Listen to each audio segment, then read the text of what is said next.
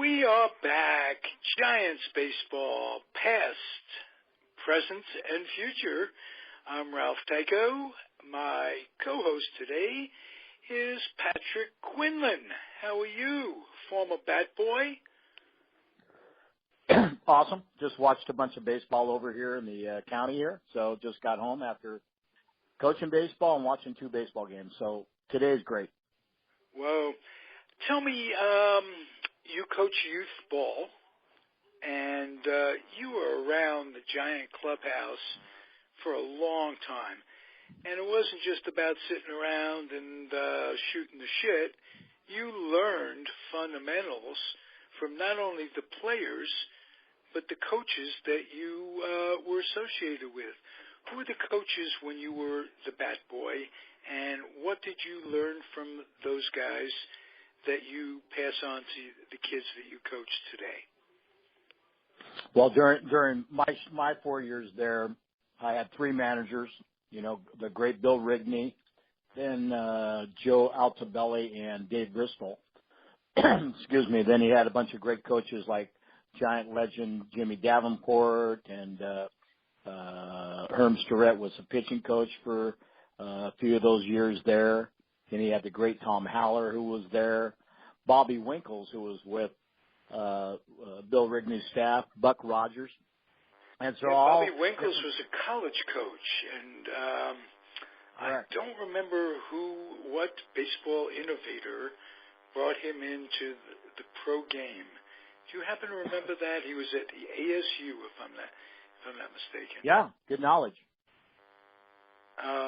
Good knowledge.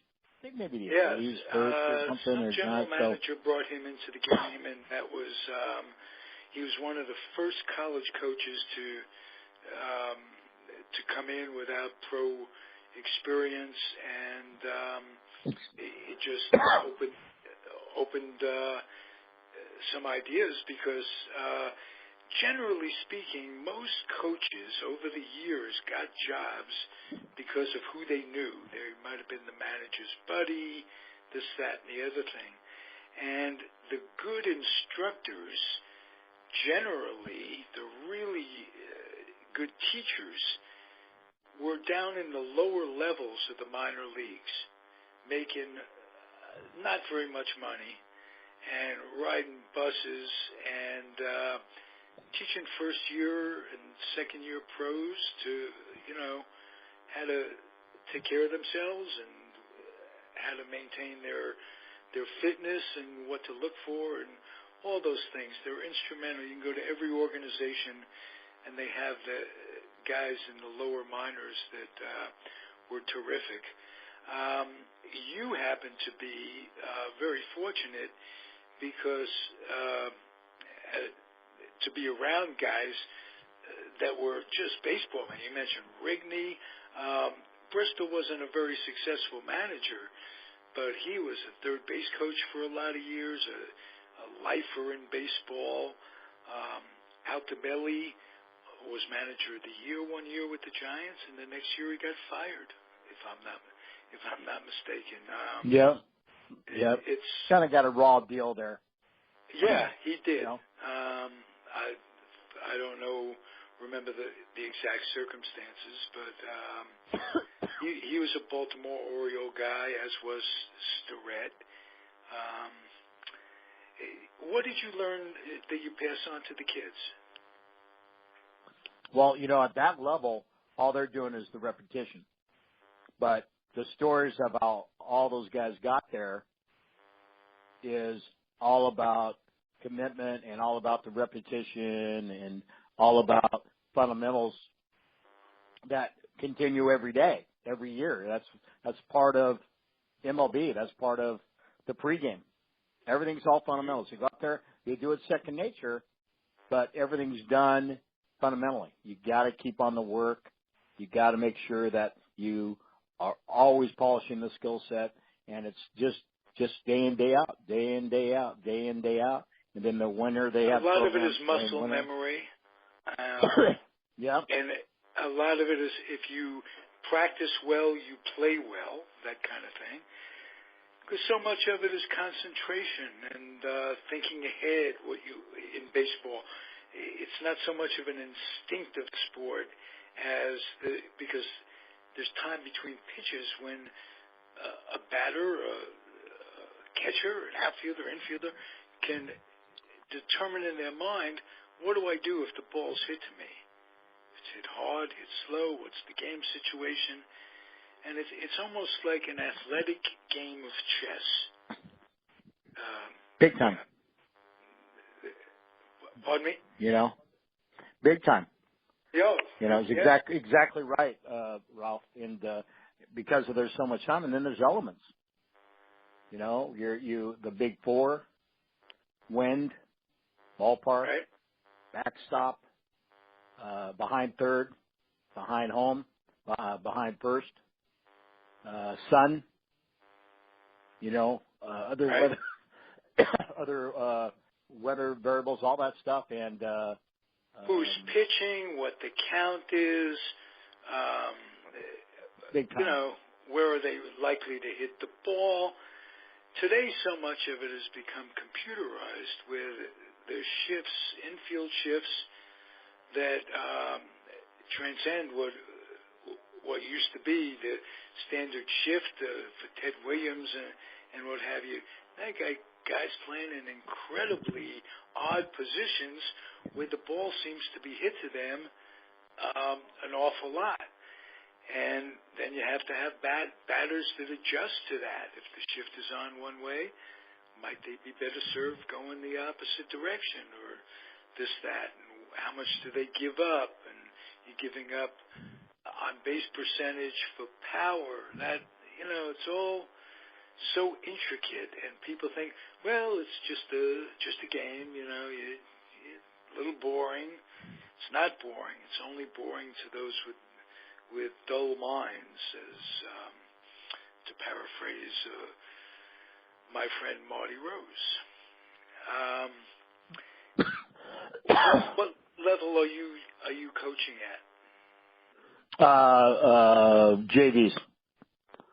And junior varsity is a great level because those guys are on the fringe of going to varsity. You got some juniors, you got some sophomores, and then you got some freshmen. So you got those 15, 16s. So they're all developing if they want to, go to the next level from high school. High school's a whole different mentality because now it creeps into you got to spend a lot of time on your own because the sport at high school requires extra effort from you doing home care on your skill set. You put in an hour and a half, however you want to do it in the morning or when you get home from practice to develop stronger hands and you're doing some forearms or bicep work, wrist work, doing lifts, doing, figurettes with a leaded bat or a donut bat. You got to do a lot of work on your own as far as your strength's concerned because in our practices, it's all about the skill and about the game, the ground balls, the situations, the relays, the BP, the soft toss, the pepper, that's practice. So you want to try to give them every secret you can about this level and beyond. And there's going to be kids that want to play at the next level, some that love baseball, but they don't love it that much. Then you got social hour where, it's fun because my buddies play. But, all you're trying to do is give them the love and the positive reinforcement every day, which that level requires. And if you have a core of coaches that believe in that and stay positive with the kids, it's not it doesn't allow ego to these kids. It's nothing's about you. You're just trying to get them to, play together, practice together, play the game, and you get a couple wins and you start, getting used to that as a player and how do you achieve that through hard work and teamwork and all this stuff. So it's pretty magical being part of that because, you want them to rub off on your passion for the love of the greatest game on the planet. So it's a beautiful thing. It absolutely is. What is it that attracts scouts to a certain player beyond the obvious skill sets? Yeah, a kid runs 3.7 to first base. Of course, that's going to attract a scout. But what is it that you can tell a kid who is trying to attract either recruiters or scouts, college recruiters? What would you tell a kid and his family to put themselves in a position, the best possible position to progress? Well, the great programs you want to send them to, JV or NAIA or D3 201, is you got to be a student athlete. You know, the really top-notch programs, they want those kids to know that the odds of you going to the big leagues are really, really slim. But if you can get a scholarship through this level of play first and get a scholarship, then if you don't make it in baseball, you'll always fall back to your degree because you're smart. Right. A lot of programs like UCLA and a lot of other programs I know across the country where they don't look at kids if they're not 3.5s. If you're not 3.5, 3.7, 3.8, there's a lot of schools. UCLA with Savage and a bunch of other programs. They you're not going to get that recruit's not going to be there watching your kid. They're just not going to be there. Okay. You know, but the other ones where if there's a skill set, then maybe that coach at Santa Rosa JC or Laney or Skyline or even other schools Sacramento like San JC. Francisco State or Sacramento JC. There's so many, Yuba City. I mean, Contra Costa. There's so many JCs in the state that somebody's going to see you. And here, because there's so much region. You know, a lot of kids here will go to Santa Rosa, or they'll go to College of Marin, or they'll go to SF City. You know, they want to kind of stay home because they're still in that fringe about going, God, you know what, I'm not sure if I can go to Santa Clara USF because I'm not sure if I'm that great student yet. Because you got to study too at that level and play. It's part of the deal. So they'll come back and play at a College of Marin or a Laney or a Contra Costa or Yuba City or Sac City or whatever, and then they start maturing, and the next thing you know, they're either turning on their jets to become a high-skilled player and getting those looks from D1, because that's what's great about JC, and or pro scouts, and then they, you know, all the other areas of conservatives, you know, character, how they carry themselves. Is that the same kid I saw last Tuesday, and I'm watching him again this week? Temperament level, you know, all these things, and you know, that's what they're looking for more and more now, because that's like you know, such a requirement. You know, they can look at somebody that, you know, maybe a high-tempered player who's very gifted, and they're going to draft that player, but even into a recruit into a college, and they're confident enough with their coaching, their head coach and the coaching staffs to manage that child, because maybe they're going through stuff, maybe they have living conditions that no wonder that kid's a little bitter or got a little chip, you know. So if I'm life itself yeah. brings us all to negativity if we're not careful. Just you got it. Get up you in got the it, Ralph. morning, read the newspaper, and if you want to look at it with the glass half empty or half full, it's always your prerogative. You could change what goes on in one's head just by changing the channels. It's as simple as that. But a kid doesn't know that. I'm 70 years old. It took me 69 and a half years to realize that. Yeah. You know, and in looking back, what did I know when I was that age? What would you tell a kid to try to avoid in either a school or a recruiting setting or a scout or organization? What's what should be a red flag for the kid? Well, number one, hopefully, I always talk to kids about drugs and alcohol. You always try to cover that base, and getting, bullying. Are they getting enough? Is that the idea? Just kidding. Yeah. It's just right. So you talk to them about the importance of that and drug use, and you talk about bullying factors.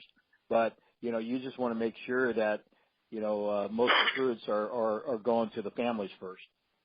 They're gonna call Mr. Smith, Mrs. Smith, and say, "Hey, look, I'm Patrick Quinlan. I'm from La Cañada Junior College down south, and I just want to let you know I'm going to be at the game tomorrow to watch your son, and I just think he can really progress with me at my program because every head coach at every level in baseball after high school, they all have their own integrity levels and honor and code and order. Baseball's an order.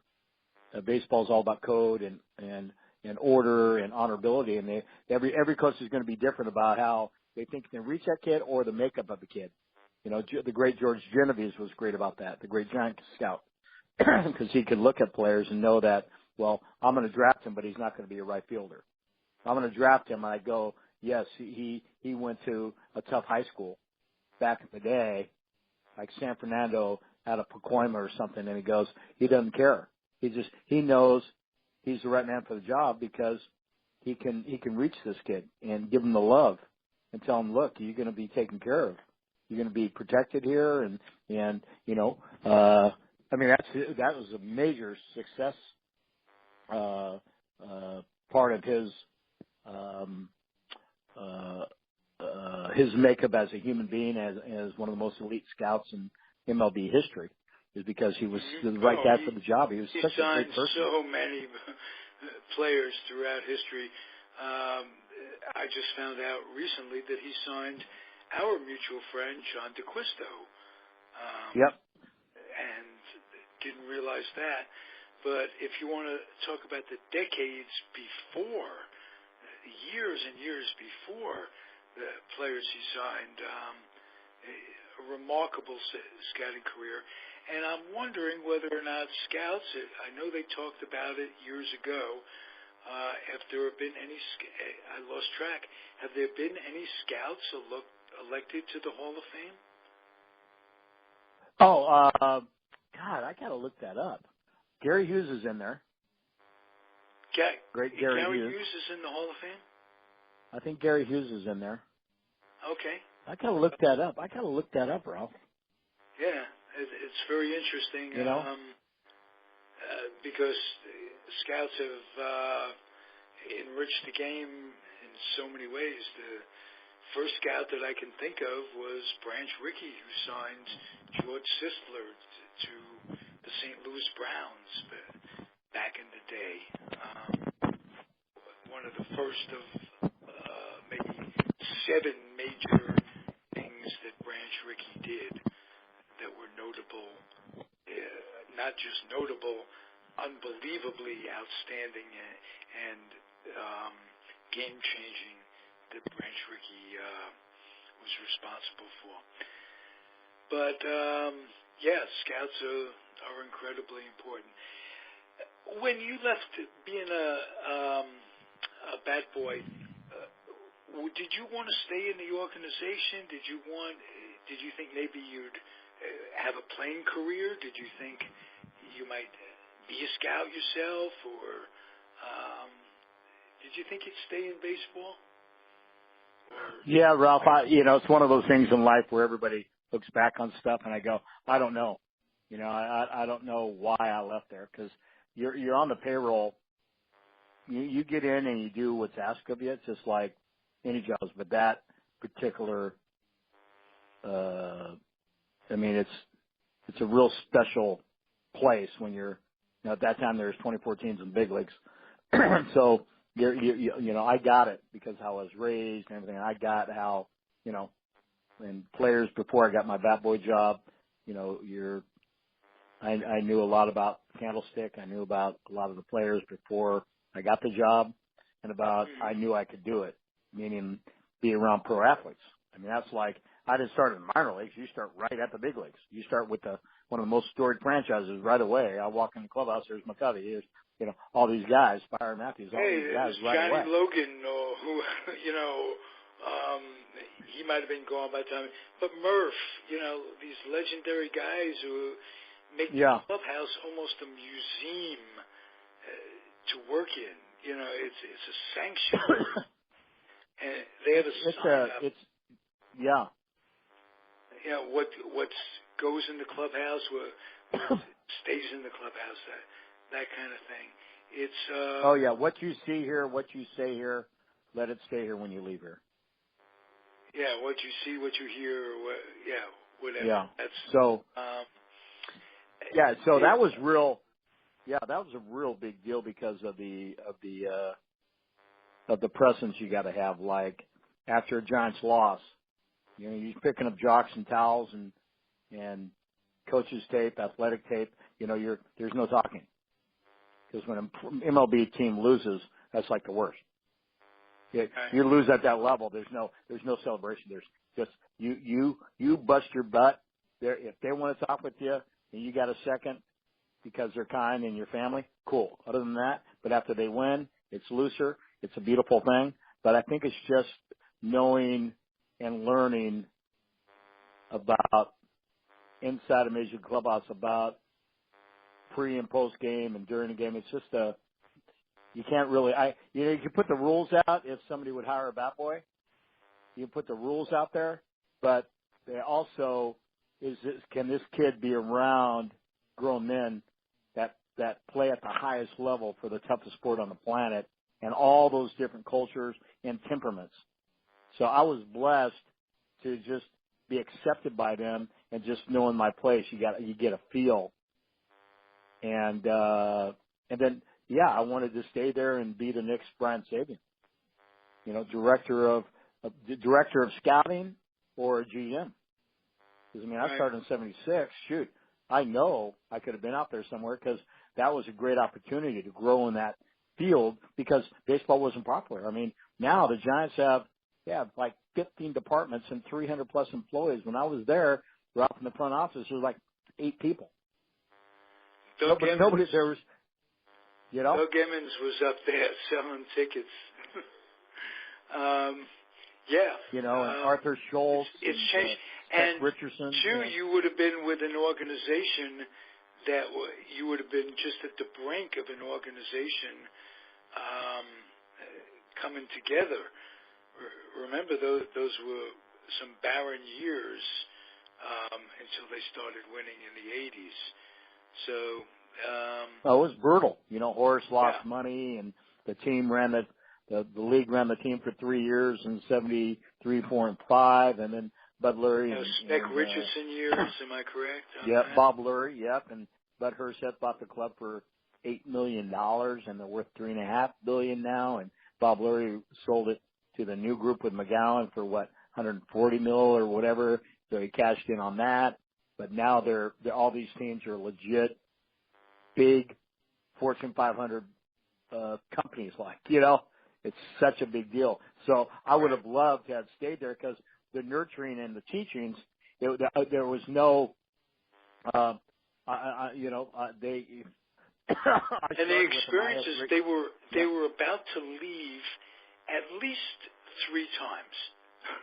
I mean, it came down to votes. 2. They were going to go to Toronto or was it Toronto or Colorado and Tampa. Toronto and St. Petersburg, yep. And St. Petersburg, right. And I'll tell a very interesting story that Peter Golenbach told me about why the Giants did not get to go to St. Pete as St. Pete wanted. Bill White was the president of the National League, and he had some vivid memories of how St. Petersburg treated him, Kurt Flood, Lou Brock, Bob Gibson, didn't matter who. It could be Ellie Howard, both the Yankees and St. Louis trained in St. Petersburg at Al Lang Field. It's now, or Casey Huggins Field, rather. It's now the Stengel Huggins Complex, or whatever. It turned into that. Yeah. But back in the day, St. Petersburg, the hotels that they stayed in wouldn't allow blacks. And when they finally allowed blacks, they wouldn't allow them in the dining room, stuff like that. He remembered. This was in the right? 40s, and this stuck in his head. He was a New York Giant back in those days, and he got traded to St. Louis, and so he came up in New York, where things are a little different than the South, and this, that, and the other thing. He was stunned. He was mortified. Kept it in the back of his mind. And when it came time to approving St. Petersburg getting the Giants, he said, quote, "Over my dead body.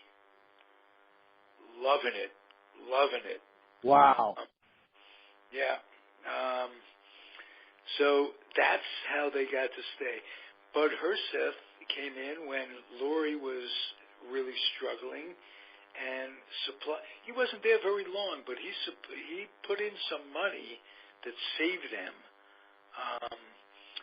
Rigney, they brought him back to manage a great baseball. He managed the last team to play in New York and the first team to play in San Francisco. So he crossed that line with them and went on to manage the after he was fired by the Giants, he managed the Angels in their initial year. I think he managed the Twins after that, came back to the A's as a consultant, originally from my home, where I'm living, hometown, but my choice of residence for the last 25 years or so, Alameda, California. Rigney is awesome. And Alameda has a terrific baseball rep. Your newest Giant, and I hope he makes the team. I hope he deserves to make the team. Rich Rollins, not Rich Rollins, but the Rollins that Rich Rollins played with the Twins. But there's a gotcha. Rollins, Jimmy Rollins from Encinal High School, 3 or 4 blocks from where I live. That's interesting. Okay. Yeah, and Jimmy had a younger brother, and as a little baseball trivia, the best athlete in that family was the sister. I don't know what she played. She played water polo or whatever, or gymnastics. She was reputedly the best athlete in that family. But it's a high school Pops Willie Stargell went to. So some guy named Willie Stargell, right? Pardon me? Some guy named Willie Stargell. Yes, some guy named Willie Stargell. They have a boulevard in Alameda. If you go by in the bus, it'll go Wilver Stargell Avenue. Awesome. He was a Wilver. So yeah. And you decided you just went out on your own and made one of those went down to decisions. LA. You know what? I just don't know where I was in the universe there. Not about the confusion, but why I just said, okay, I'm good. I did that for 4 years. I'm going to go to LA, instead of like when you get in then at that age, that's what you do for life. Like anybody that has had great jobs, Vin Scully, perfect example. He gets in, he would never ever leave. He knew as soon as he got hired that he knew he was going to do that forever. Like he knew how great that hire was. And he's in the Guinness Book of World Record, Ralph, for the longest tenured employee without a promotion. Wow, he already came in at the best job in the organization. You know, I mean, right? You sit there, right, you watch it, you talk about it. If you happen to be skilled like him, with a great mind and a wonderful voice and great tonage. But yet, it's funny, Giants had some terrific announcers over the years. Lonnie, of course, Hank Greenwald, go back Russ to my Hodges, days. Bill Thompson. Russ. And you know who's third man in the booth when they first came out here? I think I've mentioned this 1,000 times, but it was Bill King. Yeah. Yeah. A legend. Wow, a legend. So the Bay Area's had great announcers. I lived my first 20 years in New York and then came out here in the Air Force and stayed, and I got to listen over the years to some terrific one. I'm going to tell you the most underrated baseball announcer for the Giants ever. Ron Fairley. Wow. He wasn't Vin and he wasn't Red Barber, but he had that southern kind of way about him, that down home. I don't know if he called it southern or what. He just and came from a Dodger background, so he couldn't come in. Yep, SC boy, went to USC, yeah. Yeah. Yep. But I thought he was terrific. Greenwald, you could listen to him and his little chats and his dry humor like Lon, and it's been great. And then they come out with Kruk and Kipe, which what a combination, an incredible combination of intensity and humor, depending on the situation, the standings, the game. If they're losing, they can make it fun and bearable. If they're winning, it could be not so much fun because of the way they win sometimes. I mean, what was the expression? Winning ugly or whatever it was. It was just, over the years. What do you think, before we go, because we get carried away just talking life and ball and all this and Giant history, do you have any, because we'll go over it in detail next week, but I want to know, spring training is like 2/3 of the way through. How do you look at this year's team? How do you look at how they progressed in the spring? What's going on that's good and bad that you see? Well, first off, when you lose Will Smith, that's brutal. That's a big Tommy John. I mean, that's brutal because Will Smith was a great acquisition. Great acquisition. Will Smith was going to anger that lefty ace out of the pen, like outfield. So that's going to be interesting there. The Samardzija has to be solid. Kaner. Maybe at the end of his ropes, he's thrown so many innings and been such a great Giant for so long that that fifth spot is that's going to be interesting how that works out. They got some brutal injuries with Nunez with his shoulder, so that's a third base. I mean, thank God they how long is he going to be out for? Oh man, we're supposed to find out. I think he's going to do the rest routine and hopefully through rest. And he got a couple cortisones the other day, so you hope that through rest. But it's just puzzling to hear that. It's frustrating to hear that. Crawford's going to be Crawford. Panic should come back. I think at third base with the Giants, I think trading Matt Duffy and this, that, and the other thing. But I also think of the way that Gillespie has just shined, because he was like a big number one recruit years back, underachieved, passed through the system, they let him go, they didn't protect him, comes back and he's a key role player now, and has accepted that role, and now that with Nunez down, he could be even more important. So, where that's key. I don't think they could have traded Duffy if they didn't have Gillespie as depth, so to speak. I think Evans had other ideas there because they just felt that we had to pull the trigger on that because we're going to get a quality left-hander because I'm really high on Matt Moore.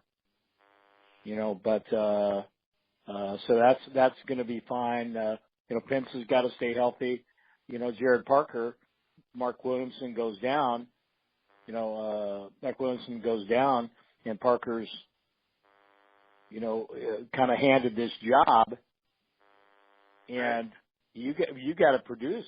You got to produce, sir. It's not a 242, 9 homers, 48 RBI position, sir. So he has to really corner outfield in the big leagues. Span needs to come back healthy. Pence needs to come healthy. So and all teams go through all that stuff, of course, and getting ready for 162. I like what I see from Panic in the spring.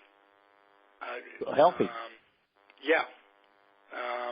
And I got a little bit of a scare because he had a concussion thing, and they're paying a lot of attention to things like that. Matheny, for instance, a giant catcher, is now managing in St. Louis. Yeah. He's a young man. His career was cut very short by concussions. And, it's not something you could rehab on your own or work hard to rehab that concussion. It's not how it works.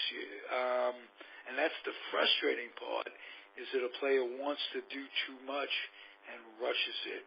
Or, worse yet, the organization needs him back too soon and rushes him. Didn't happen. They gave Panic plenty of time. He's a good one. So Nick Hundley, great sign.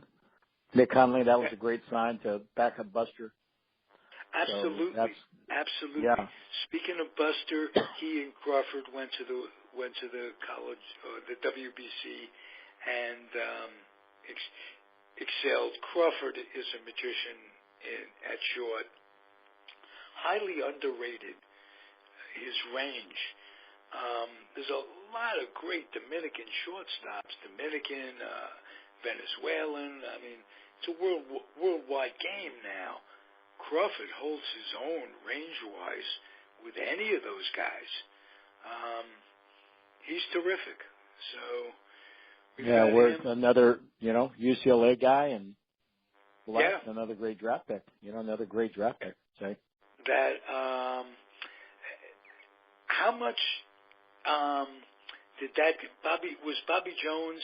I think it's the guy who took over for Sabian. He was in Bobby Evans in development. Mm-hmm. Did he come up that way?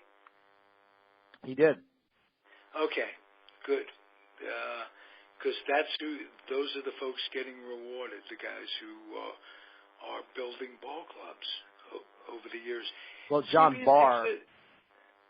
John Barr's a big deal there, so he's the one that structures and is instrumental in the drafts, in the war rooms. Right. And that's key because you got 3,000, 1,500 picks out there, so Yeah. Oh, absolutely. And you have your scouts, and you have to develop a trust with your scouts. You have cross-checkers. It's just, and plus you have another dynamic. You have player development interacting with the scouting department. And sometimes the scouts themselves are minor league managers at A-ball level and what have you during the summer. So they get to develop their own players. They sign and develop their own players. I know Joe Strain, for instance, was a minor league manager with the Giants, and for years was a scout as well, and was instrumental in both player development and scouting. So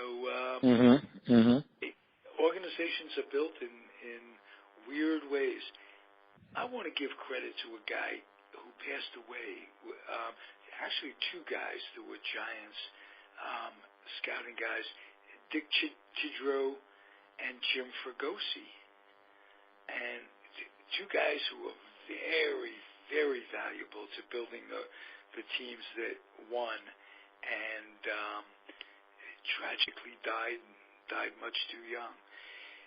It's a tough business being out there scouting.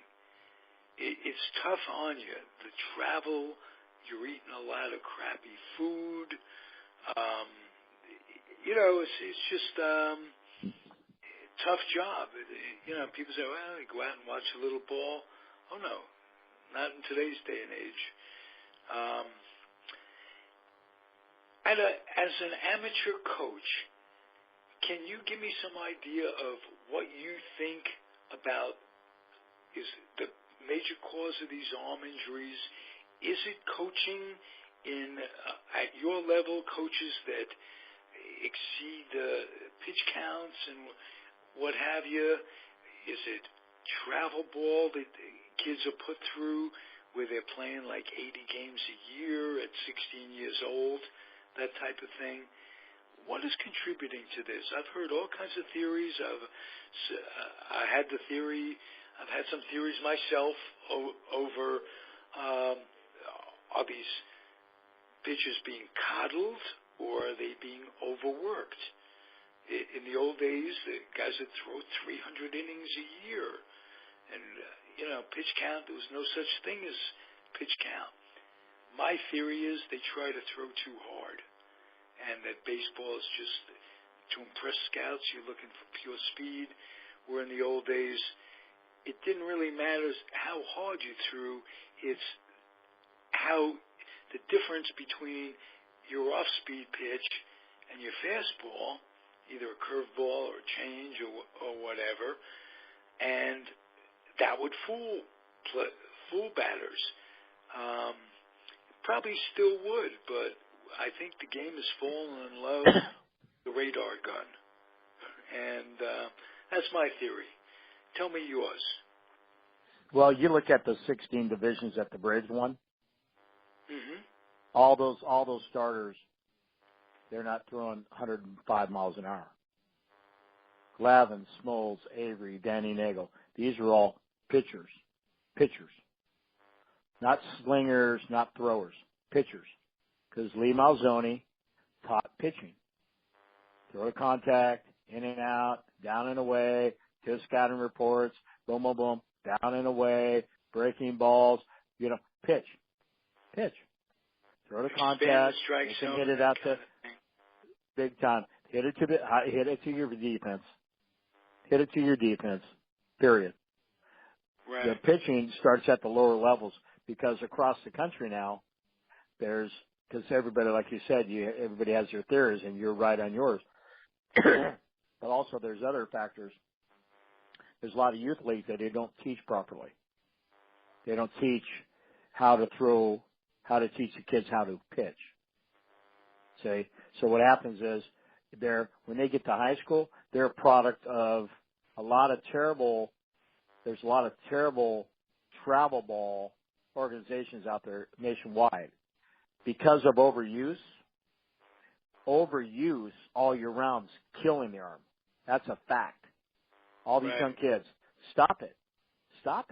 So when you have kids like there are, and I could talk till 2 a.m, Ralph, there are coaches and humans out there that overuse because of they don't know what they're doing and all this stuff. Instead of you have to, if I'm a high school coach, and my best player is the guard on the basketball team, and I got a good kid playing 2 or 3 weeks until he gets back.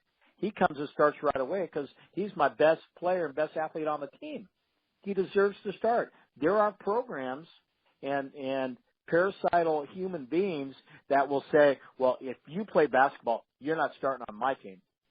And that causes a lot of bad stuff because all the pressures on the kids, they play so damn much, there's no downtime on their arms. No downtime. Right. There's no downtime. And also, they don't realize that the skills transcend each other.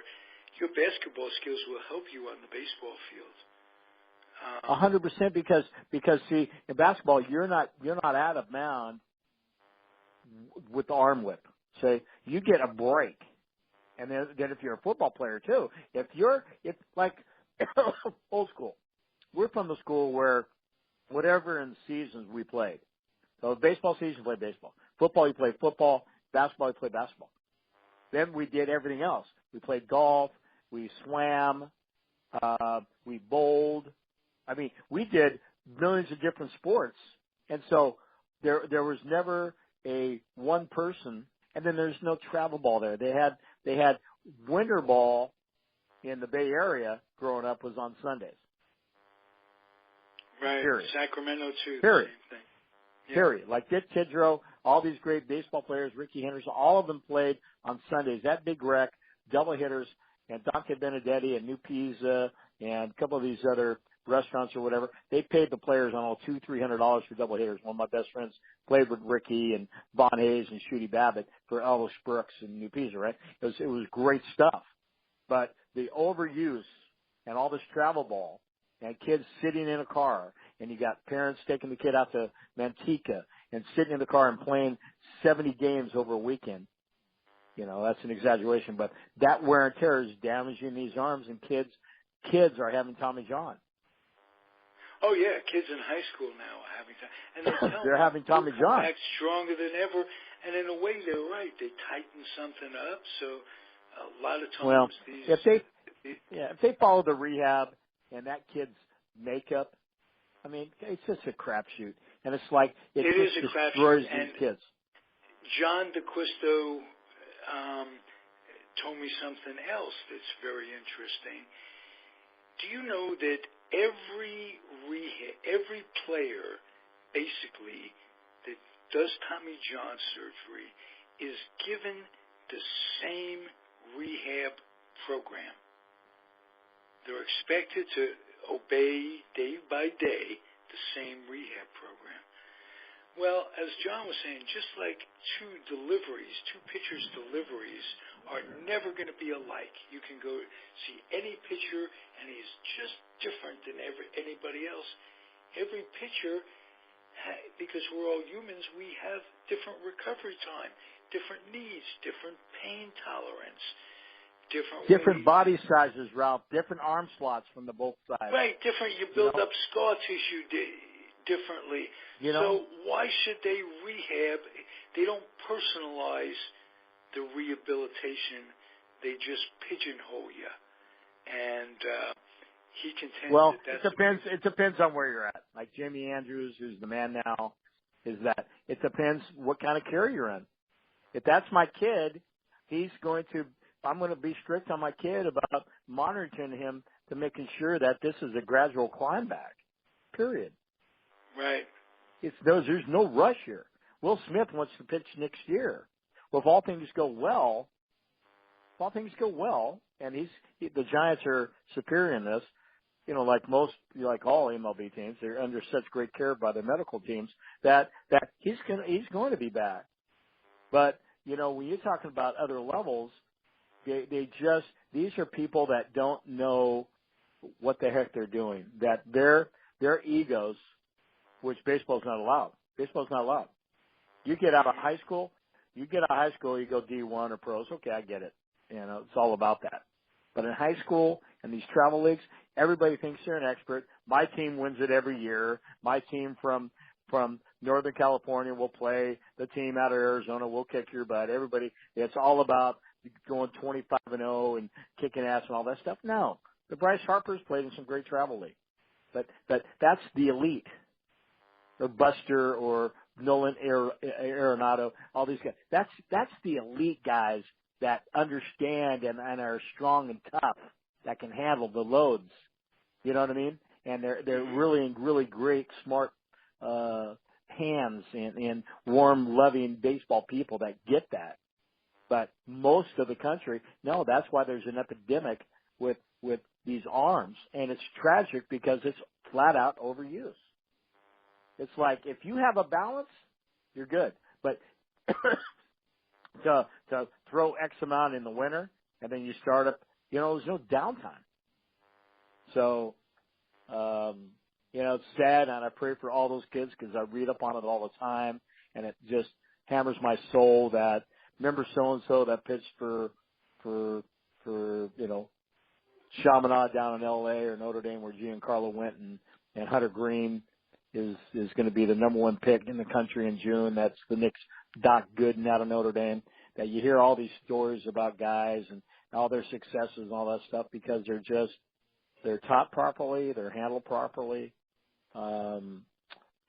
There's a seriousness to protecting, like in a lot of great communities, there's pony baseball, protect our nation's youth. But some of those communities are really great about really monitoring that player's growth because the body's changed so rapidly, Ralph. That's another theory I have. The kid that was 14, all of a sudden, I saw a friend of mine's kid the other day I haven't seen in 2 years. And he was 5'7", 130. He's 6', 170. And he's a grown up. He's like grown man being, he's big. Right. A good sized baseball player because he takes it seriously. He works at stronger hands and forearms and biceps. He puts in the time away from the ball, away from the park. I mean, he really wants to go D1 or pros. He's already shown those signs. He's putting in the time. He's got the wrists. He's got the forearms. He's got the bicep. I mean, this guy, he's in great hands. His dad, he's in good care. See, and it's not amigo. There's no egos de amigo here. But there's so many communities, Ralph, coast to coast that are about that. I've won 5 district titles in 5 years. I have an 800 winning percentage in my travel ball and all this stuff. And I have the money to, all this crap, and they're not getting it. So, right. That's got to change. This has been a good show, Patrick. I appreciate it. Yeah, it just flies by, bro. Yeah. It just well, flies by. it did go by fast, and that's the way it's supposed to be. Hope the audience is enjoying it, and we'll try to be back next week, and we'll give you a little more Giant talk. I'll throw a little stuff from old New York Giant history in next week, and awesome. As I promised and alluded to, we'll really break down this year's team, and we'll be almost at opening day by this time next week. And just like that, Ralph. It goes fast, and this was a long spring training too. Big time. WBC. What with the WBC was, I think it was the longest spring training that I could remember, and but nevertheless it went by quickly. And spring has sprung in the Northern California area, so it kind of gives us all reason for hope. I think the Giants can come back. The West is wide open. I'm always afraid of the Dodgers for one reason or another. I love it. I'm afraid that Pugh is going to come into his own. I know I'm mispronouncing his name, but I mispronounce everybody's name at one time or another. I'm just afraid he's going to put it all together. He has Bryce Harper and like talent, same kind of talent as him. He just doesn't have the head together. Which he needs to take a down south hill of Mike Trout. He needs to do that. Yes, definitely. Look at a Mike Trout mentality. That's what you need to. That's who you need to. Who to need the best player on the planet. That's who you need to study. What? Trout is something else. He really he's a beast. Attitudinally, he is. I mean, with the fans, with life, he really is. And then there's always that big issue, what to do if you're the Angels. Do you want to trade him and start all over again? And who could afford to give up that many prospects? No. They would be idiotic. A right-handed Mickey Mantle, you'd be healthy. Those guys would be, don't return all your Angel tickets. Do not renew. If they trade in. Do not renew. Do not renew. Just go be a Dodger fan. Like my buddy when they traded Piazza. When the Dodgers traded Piazza, 50 years of loyalty, gone. As soon as he find out that Murdoch and that parasitical ownership group traded arguably the most prolific power hitting catcher in the history of the planet, he said, guess what? I'm not a Dodger fan anymore, sir. Yeah. I went through that, and my buddy and I went through that when there was a strike in 95. Sometimes, though, you just have to say, am I cutting my own nose off to spite my face as a fan? Very difficult, very difficult. Hey. If they traded Posey, I'm done. If they traded Posey at 30, I'm done. If they traded Buster Posey, right? Because they wouldn't be that stupid. They wouldn't be stupid. But if they did, I'm done. No more orange and black. Gone. I'm an A's fan. This is how passionate this can be, brother. Yes, sir. That's right. That's right. And that's right. That's why you're here, because of your passion. Thank you, Patrick Quinlan. Appreciate it. Oh, Ralph. Thanks, buddy. My pleasure. We'll be back next week. It's the Comfortably Zoned Radio Network. Giants, past, present, and future. I'm Ralph Tyko. It really has been fun.